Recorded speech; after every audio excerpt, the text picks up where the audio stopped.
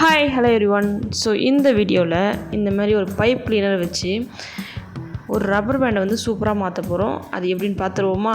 Skip பண்ணாமல் ஃபுல்லாக பாருங்கள். அதுக்கு ஃபஸ்ட்டு இந்த மாதிரி வந்து ஒரு பைப் கிளீனர் எடுத்து நல்லா ரோல் பண்ணிக்கோங்க. இப்படி சுற்றினதுக்கப்புறமா இந்த சைடில் இருக்க 2 எட்ஜையும் வந்து இந்த மாதிரி பிடிச்சிக்கோங்க.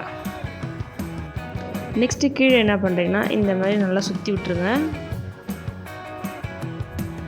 அதுக்கப்புறமா இதை கொஞ்சம் வெளியே எடுத்துருங்க. வெளியே எடுத்ததுக்கப்புறம் இந்த லாஸ்ட்டில் இருக்க நாட்டை வந்து இதை உள்ளே விட்டு கொஞ்சம் கொஞ்சமாக வெளியே எடுத்துருங்க.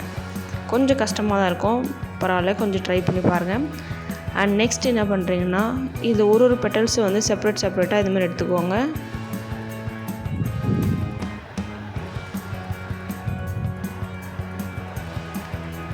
இப்போது நம்மக்கிட்ட ஒரு ஃப்ளவர் ஷேப்பில் வந்திருக்கும். ஃப்ளவர் ஷேப்பில் இருக்கும்னு நினைக்கிறேன். நீங்கள் நினைக்கிறேன்னு கமெண்ட்டில் சொல்லுங்கள்.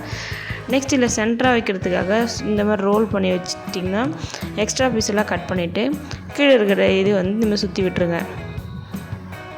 இப்போது சென்டரில் வைக்கிறதுக்கு ரெடி ஆகிடுச்சு. இப்போ இதுக்குள்ளே விட்டிங்கன்னா அழகாக ஒரு ஃப்ளவர் ரெடி ஆகிடும்.